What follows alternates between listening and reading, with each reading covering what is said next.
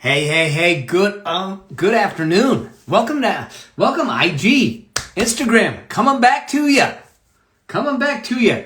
This time I'm coming back to you again with a dear friend who's about to join on board. There he is.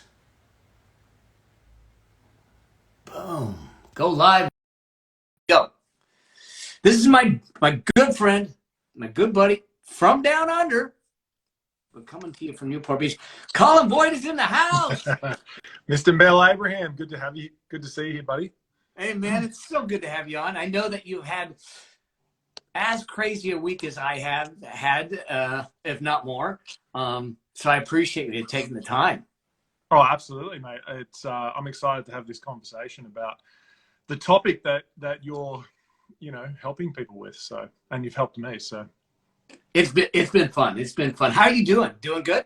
Yeah, we're good. We're really good. We the kids are well, and business is going well. So and we live in Southern California. So I'm not going to lie, it's pretty good. Colin. For those of you who don't know, that from my side, first off, follow him. He's fun. His reels are unreal. His dance moves will put John Travolta to shame.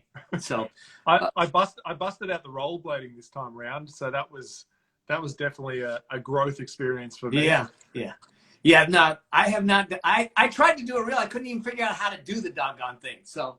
Oh, you need to chat with my wife. So my wife is my director. I just you know how brilliant she is. Like, I just basically do whatever she tells me to do. Which is probably your life as well. Oh, yeah. Whatever Stephanie tells you to do. It's a whole lot more, it's safer that way. It's more fun that way. It's more peaceful that way. Absolutely. Luckily, we married well. We did. We married well above our class. Absolutely. And we understand that. We will never get this lucky again. Yeah, we're going to hang in there. I mean, the fact is that if anyone ever questioned, because I know you talk about this, well, not this specifically, but if anyone ever questioned, does Mel or Colin have the ability to pitch and sell? Just look at our wives, because that was the greatest sale of our lifetime. That's it. That's why I teach selling now. For those of you who don't know, Colin teaches selling. He teaches selling, but he teaches a specific kind of selling. Selling from stage. Now, these stages could be physical stages. They could be virtual stages, webinars, classes, workshops, events, all those things. And we met actually a lot of years ago in Australia through a mutual friend. And then, Small World brought him to close to my neighborhood. He's about 10 miles north of me, which in California means it's an hour drive. Totally. Which basically means we never run into each other. No. Well, the other day we did, which was great. Yeah, we did. And our wives don't want us hanging out too often, which I'm sure from this live they'll figure out why. Yeah, it's definitely dangerous having you and I in the same room. If we aren't facilitating, and probably if we are, I would not like to have you and I in the room while we're facilitating. Like, while you're facilitating. Yep. And Colin's helped me out with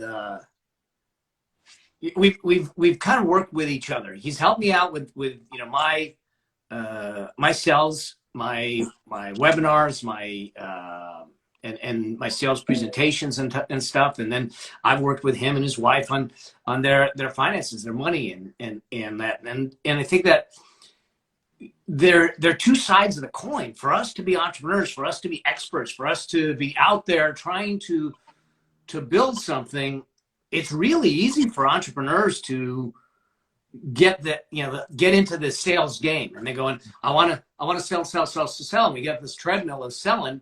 selling and marketing and building and building. And then all of a sudden you don't know where your life went. You don't know where it's gone, and you're not spending time with the family. You're not spending time with the kids. You're not doing the things that actually enrich your life because we're chasing the dollars. And I think for a fact you're not working the full week. I mean, feels like it, but you're taking extra days off so you can be there with your wife and with the kids and all that stuff, right? Yeah, well, this year we've been starting to work 4 days a week, which has been kind of cool. I mean, we just went through a launch, so that obviously wasn't 4 days a week, but it's been better. And I think the reason why I wanted to jump on this live with you and talk about this topic of building wealth and affluence, which is the message that you're really bringing to the world right now, is that, you know, I've been in the expert industry for 13 years now. And I think one of the biggest mistakes that people make is that they only focus on generating revenue in their business and don't think about building assets and wealth along the way. Like, they have this idea of, when I hit $1 million, then I'll start investing or something like that. And I just think it's a really dangerous path to run in this industry, especially as you're not an employee. So, you know, you don't have a 401k potentially, or you don't have some sort of thing set up. So if you're not thinking like that and actively doing that along the way, you know, when you get to $1 million, you still won't even be thinking like that. And I think it's actually, as much as this is such an amazing opportunity, this industry, it has some traps that I'm excited about, that you're really feeling as a need. And I know even for our lives, you know, we spent the last 5 years transitioning from Australia to America. And we were doing some asset-based stuff in Australia, and we were kind of like setting ourselves up quite strategically. But then we kind of liquidated everything and then moved to the US and had to kind of start fresh. Yeah. And so, and even in those first couple of years of starting afresh, we weren't really focused on asset building. We were focused on cash flow generation. But it's like, I think what is just so profound about what you're bringing to the world now is this idea of you know, building assets as you go, because you're never going to reach a point where you're going to say, you know what, I've got so much money, I don't even know what to do with it. You can't get rich from just generating cash flow. And it's very, very difficult. And so, you know, that's what I'm excited. And dude, I gotta say, I opened up my phone the other day and looked at because we've started to invest based on your advice, which was, you know, just under a year ago, which is what you teach in the Affluence blueprint, is, you know, we started to actively invest, just passive. When I say actively, it's active passive. So it's like set on automation, exactly what you teach. And I looked at our account the other day, and the interest is just like blowing me away of what it's earning in terms of like building in stocks and things like that. And if we hadn't have met, we would not be where we're at right now. Like, if I wasn't following your advice or following your blueprint, we wouldn't be where we're at right now. Yeah, well, that means a lot. But more is I think about you and the kids. I mean, to me, I realize, because that's what this is about. It's about shifting generations and generational, you know, wealth, and how do we first off live by example and teach our kids the ability to live from a place of possibility. And what is possible for them versus what they might see on social media or the media and everything. And you all are living examples of that, which is beautiful. And it warms my heart to sit back and realize that there's this, you're building wealth, but more importantly, and this is why I say it's one of the critical outcomes, is not the wealth. Wealth is a statistic, but is you're building a richer lifestyle. And that's irreplaceable. The experiences, the feelings, and everything. And it's funny, you know, like, you know how they say money can't buy you happiness. I was chatting with Sarah about this the other day. I actually think money can't buy you purpose, but it can buy you some happiness. I'm not going to lie. if I'm sitting in a great room with great furniture and amazing experience, like I feel happier than if I'm sitting in a crappy room. Yeah. Now, it can't buy you a deep sense of fulfillment, but gosh, you can have more happiness. The interesting thing you say that is because I say that money actually is not a purpose, it's a result. And then it's what we do with it. Because I had this conversation earlier today with a good friend of ours, and Brandon Lucero, and we were just talking about, you know, the money mindset and some of this stuff. And the fact is, I said, too often we confuse the trying to understand and have a conversation around money as greed. But it's not greed. Greed is an action and a feeling that you have around the money, but money is just money. It is what it is, but it's what we do with it that matters.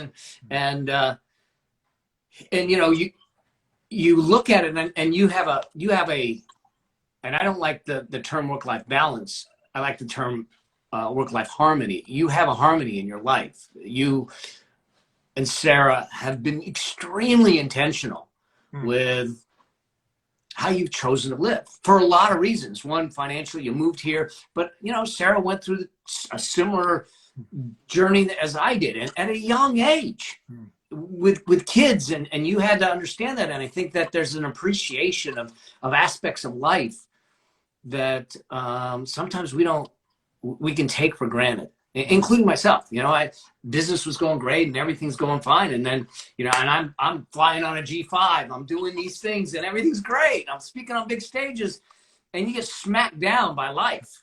And then you go, oh, what matters? Oh, what matters?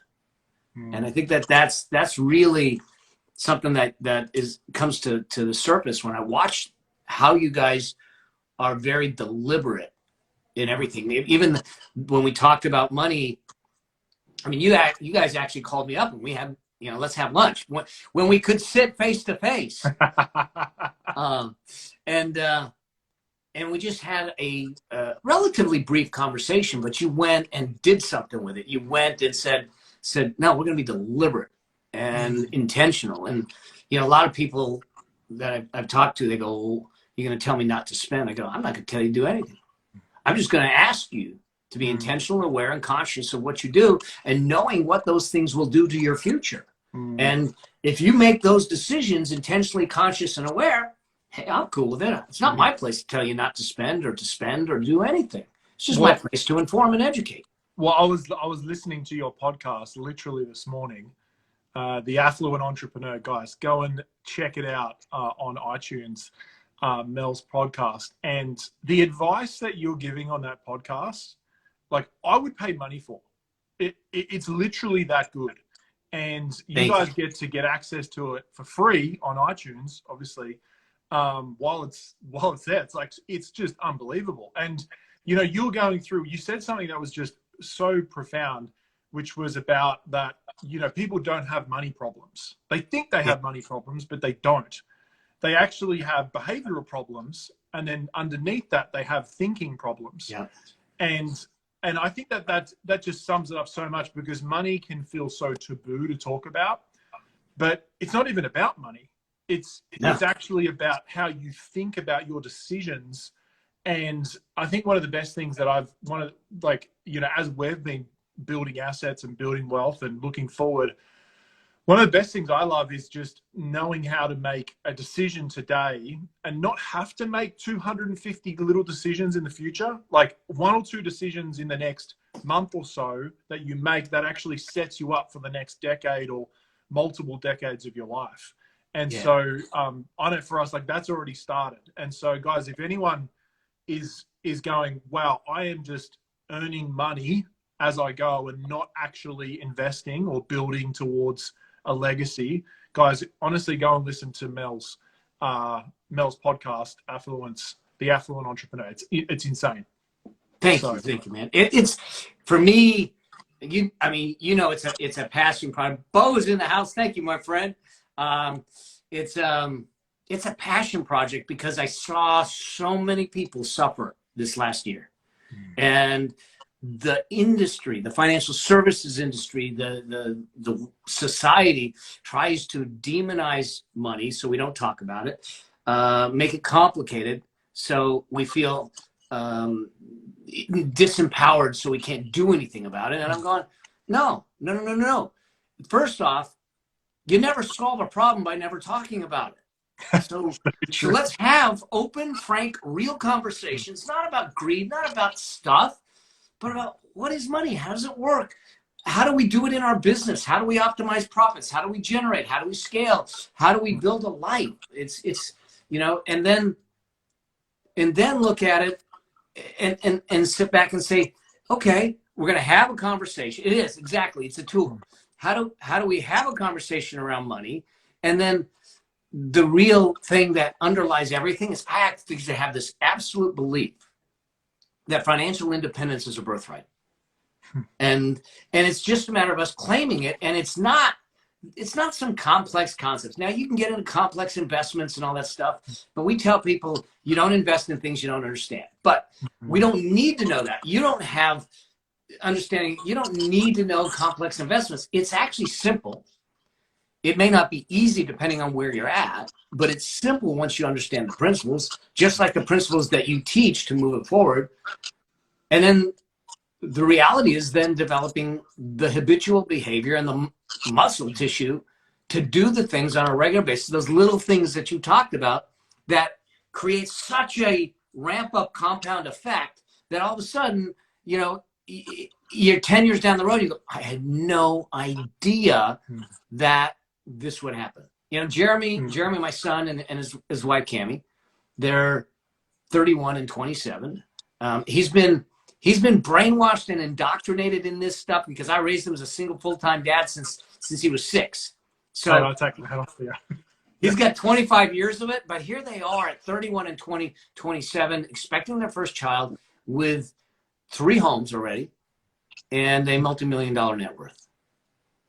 It's possible if we understand principles. It's not complicated. It doesn't need to be complicated. It's simple, and that's why the show's here. It's just I want people to understand there's an intersection between your business and your money, and we can scale our business, but if we don't scale the money at the same time, our life doesn't scale, and that's why I'm doing it. It just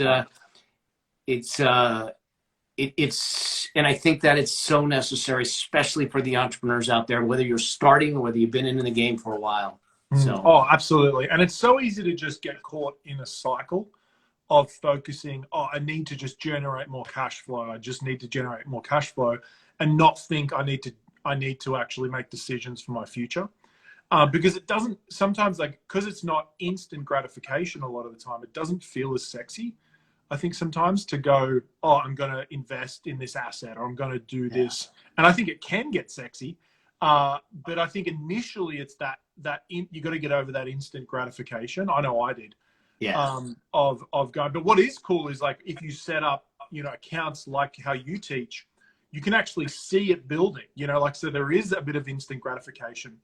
And one of the things that has been good that I learned from you as well is really flipping my decision making. So I think you were even saying on the podcast recently that, people who stay stuck, they earn money, then they spend money, and then they pay their taxes, and then they invest. Where wealthy people earn money, invest, then they, spend money, pay the taxes, that sort of stuff. Yep.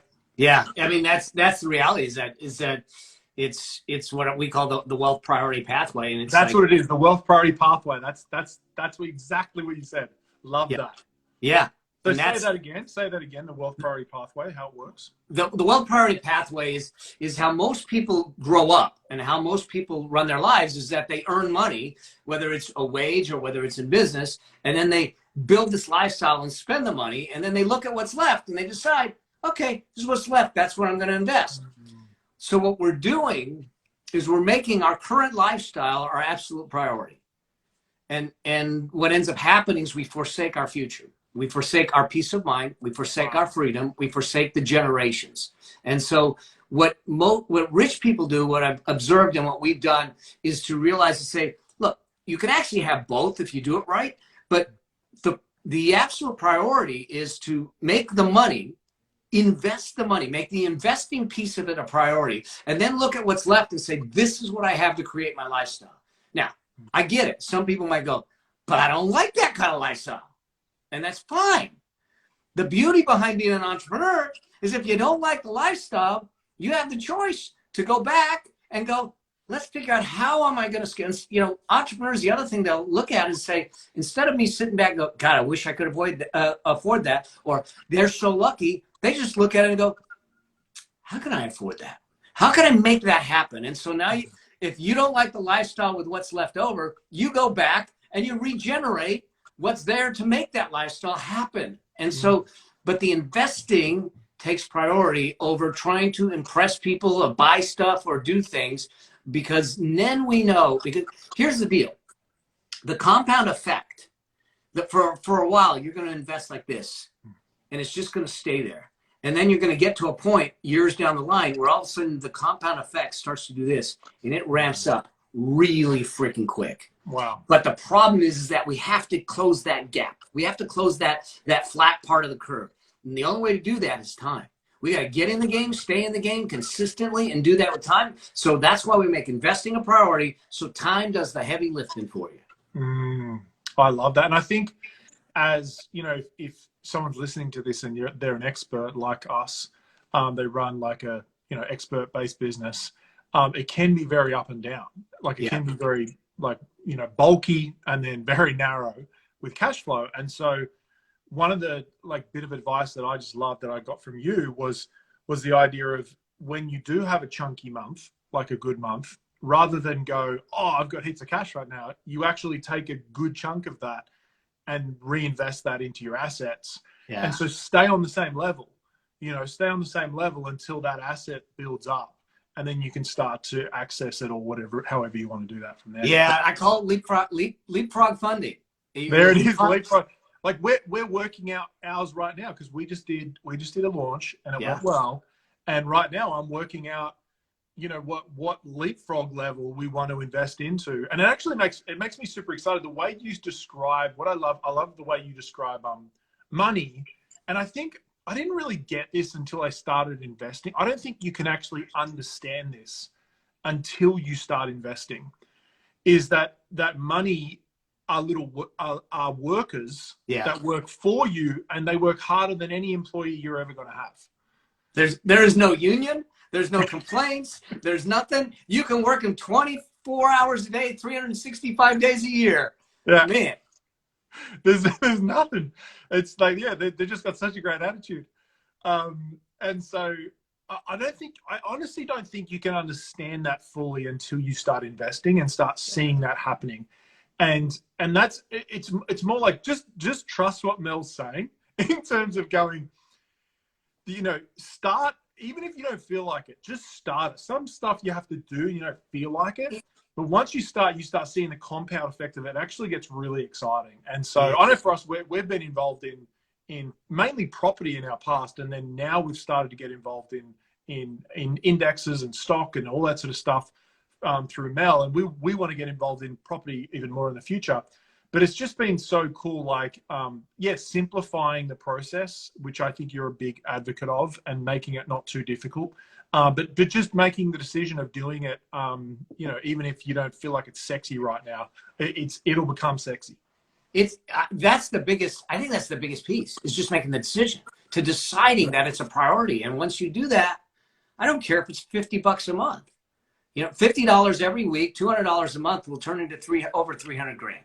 And if you increase that over time, $800 a month will turn into over $1 million over 30 years. So it's time that is what we need. Time in the game, not timing the game. We want to be timed in the game, and that becomes really, really important. So I mean, these are huge conversations that we're scared to have, or we don't have, and I want to have them. I want to have them on the show.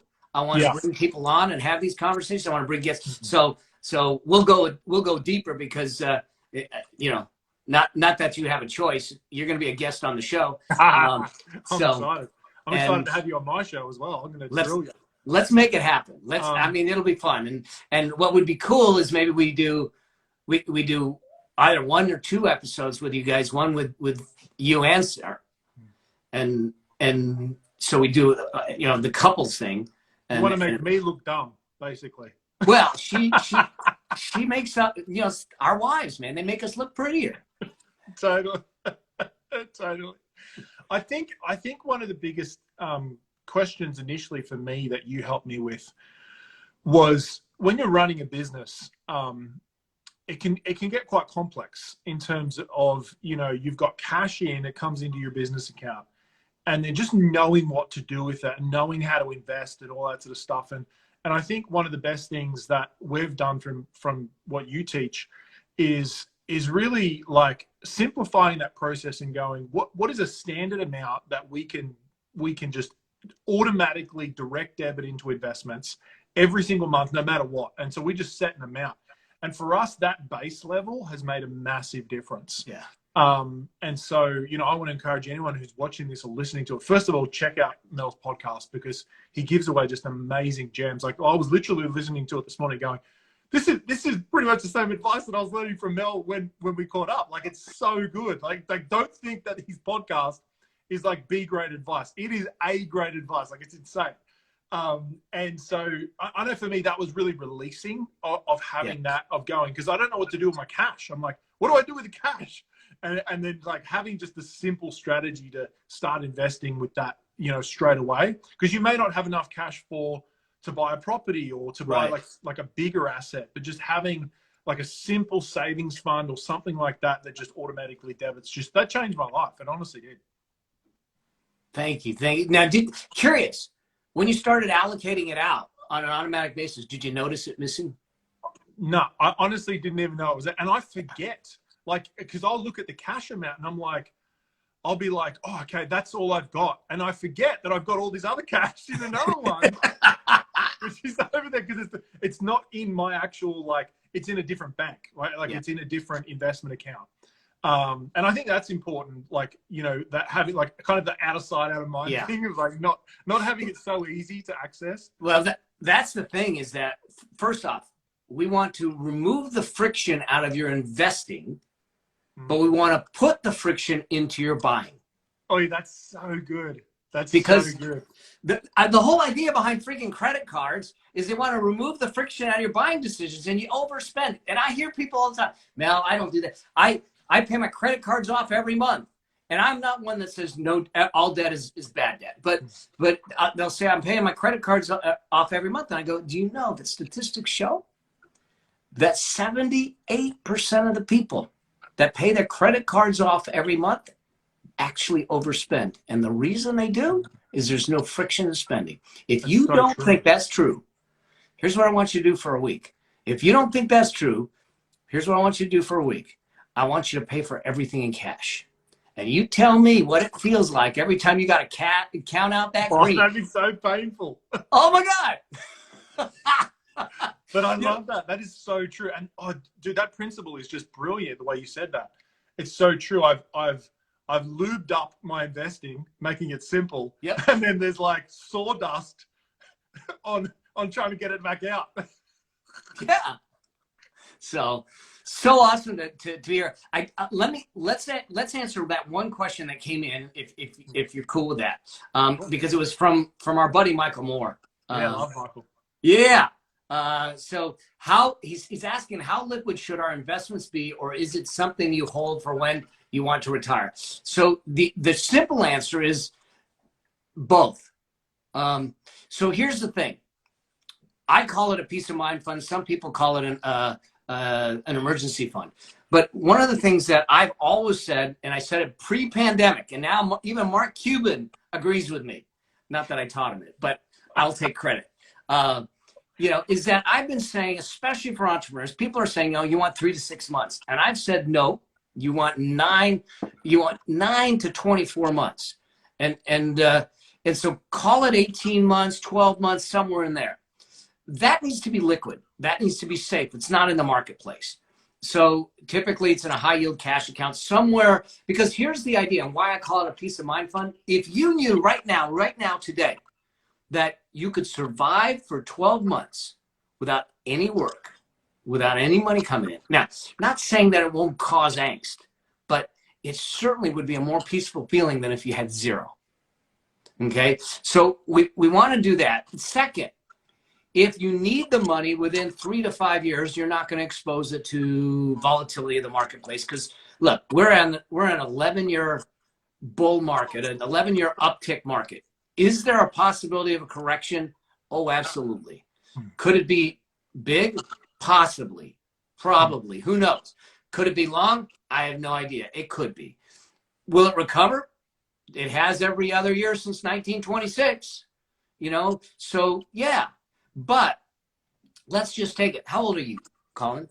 39. You really had to think about that, didn't you? Yeah, because I'm almost 40.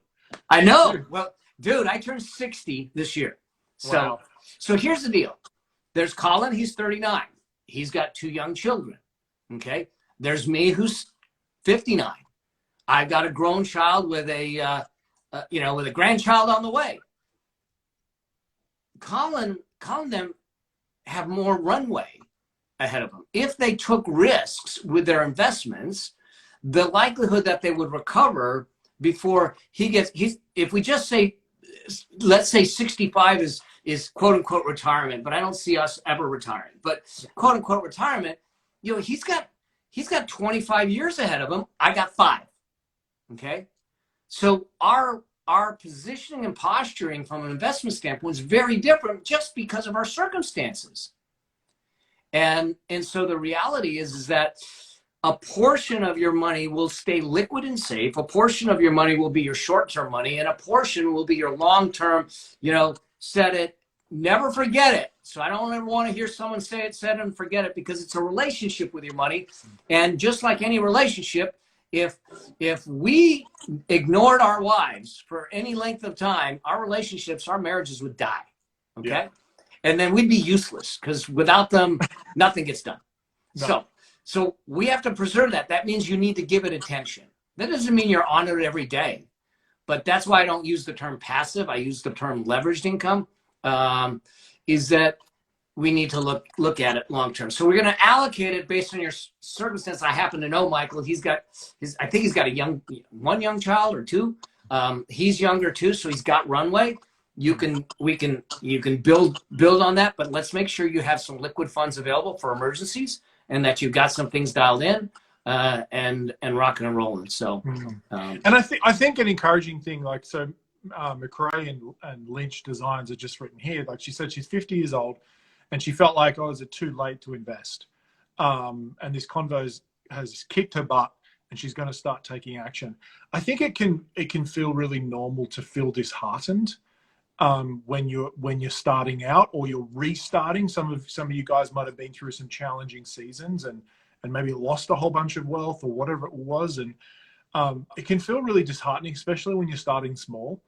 But what I love about what you encourage people to do is just to start there, is just like start small, because it's the thinking behind it, and the thinking builds. And I think what do you call it when you like ratchet it up, like you ratchet the percentage up as you go? Yeah, you're well, there's dollar cost averaging is one, but the other thing that you said it on your podcast. You said about, like, you start at 5% and then you go to 6%. I stair step it.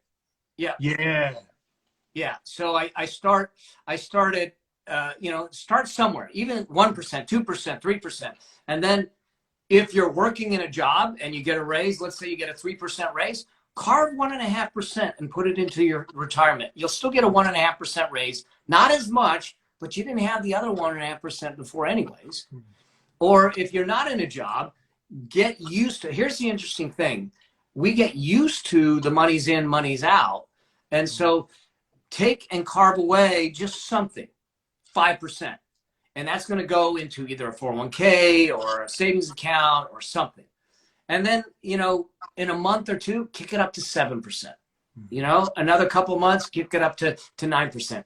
And just in slow increments, stair step it up in a way that all of a sudden you're putting 15, 20% away. And you've built the muscle, you've built the habit to do that. Why, people say, well, why is it that someone that wins a lottery, why do they end up in, broke again? I mean, here's what I believe, is that we all have comfort zones, and And not one comfort zone. We have multiple comfort zones. So we got physical comfort zones. We got financial comfort zones. We have relational comfort zones. Well, in the financial comfort zone, the reason there's a comfort zone is this is what you know, and this is the muscles and the habits you built. And what we want to do, just like any kind of resistance training or weightlifting or anything, you're pushing up against the resistance and it develops the muscle. So in the financial comfort zone, we start pushing up against your financial comfort zone walls. That develops the muscle, that develops the habits, that develops the knowledge, the wisdom. And as you grow, that wall moves out further and further and further, and you're more comfortable doing more and more things because you started. The problem with people that have either inherited or got a windfall and they weren't worried about the money, they weren't developing the skills, is they obliterated the comfort zone wall. But they didn't develop the skills. They didn't develop the knowledge. They didn't do the resistance. It's like me going to the gym and slapping on 4 45-pound plates on each side and go, I can do this. Bam, I'm gonna be destroyed and end up in the hospital. So we just don't do that with our money either. And that's the thing that I think we need to look at is getting in the game and developing that muscle is huge. Yeah, and I think an encouragement that I like genuinely took from you in our conversations and your strategies is it's okay to start feeling like you're not where you want to be. Like that even if you feel discouraged, because everyone's got all these goals, is like just start like that and then it will build. And I've watched our circumstance really evolve and change actually quite quickly with that. So, you know, it's really encouraging. It's really encouraging. And so, because I just think that especially if you're an entrepreneur, you take on so much risk already. You know, like you're carrying a lot of risk. I know for us, we have full-time employees. We've got other staff virtually. We've got, you know, all our business costs, tax costs, like everything. And it's like you take on so much risk. And I think sometimes you almost get used to having so much risk. And it feels odd to have cash available. Yeah. Because you're used to being in just such a high risk situation. Yeah, absolutely. And that's been a big shift for me, is being okay to have like a large sum of cash, you know, lump of cash, like where you can start to access that and build assets and stuff like that. Because you just get used to just being at so high risk levels. And so that's been a real interesting, like watching myself through this journey has been an interesting piece of the pie. Yeah, you started, you're growing, you continue to grow. I mean, it's been an amazing. It's been phenomenal to watch you do what you're doing. I mean, professionally, I watched you grow. It's just so starting, and I'm so grateful for your motivation and strategies. So, and what I love about you, for all you guys who are listening and watching this as a replay, like what I love about Mel is, like, you know, there is a lot of rah-rah in the industry of teaching people financial liberation and financial freedom. I think there's a few people who get it, but Mel's one of them. Like, he is one of the, like, for me, he is a living example. First of all, he's the living example of it.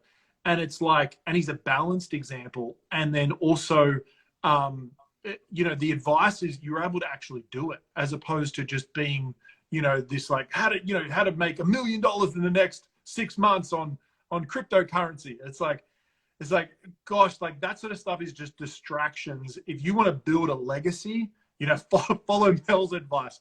If you want to like crash and burn and be like a life that is just out of control, you know, like do something crazy. So that I wouldn't recommend that. Thank you, brother, man. It's been so cool to have this conversation. I miss talking to you, man. No, absolutely. Hey, what are your thoughts? I was thinking about the stuff you've taught me, and I'd love to ask a question. And I think this will benefit other people as well. You know, because I'm always thinking about, like, I love how simple you put stuff, and some of the strategies you've taught me around even just automatic investing and things like that. What are your and doing the leapfrog strategy? What are your thoughts on, like, let's say you have, let's make it up. Let's say you, in your business, you have to make $10,000 a month, right? Keep it simple, $10,000 a month to cover all your costs, right? 10,000, and then let's say you invest 1,000 of that. So you've got to make 11,000. So you make 11,000, you invest 1,000, right? And then let's say you do a month and you make 15,000.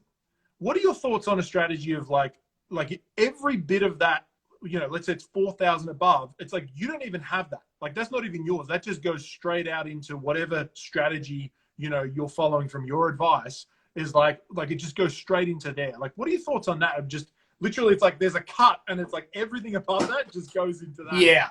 So here's what I would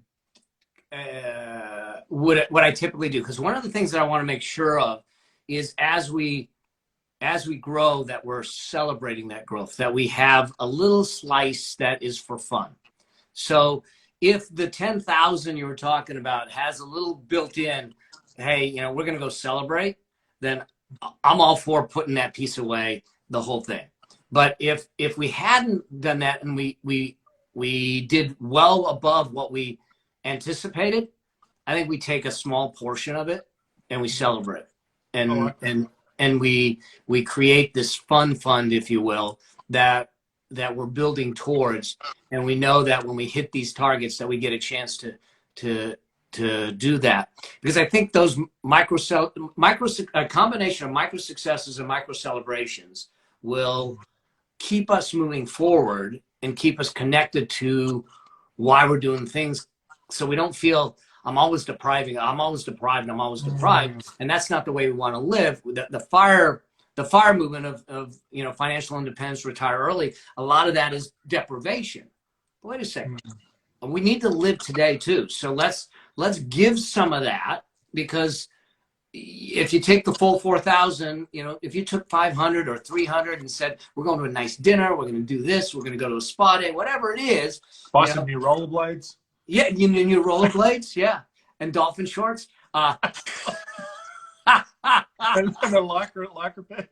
There is a visual for everyone right now that they're going, oh God, these two do not belong in the same room together. I love that. I love that balanced advice. Yeah, so good. So this is why I ask you these questions. Oh man, yeah. So I don't think we need to deprive ourselves once we're smart, once we have the system in place. I think that we can, you know how I live. I'm not living off of ramen and mac and cheese. Living off ramen. Yeah. But I'm making the decisions smart, based on principles that they make sense, and doing it that way. So cool. Love that. All right, mate. brother. We'll have to do a podcast soon. Let's get it on the calendar. We'll do one for, we'll book it, and we'll do one for me and one for you. Let's do it. I'm excited. Right. Thank you, buddy. Hey, for all of you that are out there, if you're not following Colin, follow Colin. And if you're not following me, follow me. And go out there to go to iTunes, look at the Affluent Entrepreneur Show. It is live. It's been live just less than a week now. We're hitting the charts. We're making a difference. We're moving up the charts. Download, subscribe, leave us a review. Let me know. Send me your questions, because we're gonna do episodes. Like I have someone that asked a question about, what do you do with your kids? When do you teach your kids? I'm gonna do a whole episode on how do you teach your kids about money. So yeah, let's have some fun. Let's have some real conversations around money, wealth, about life, and living a rich life. Brother, I appreciate you and your whole family, man. Thanks for being here. Thanks for all the support over the years.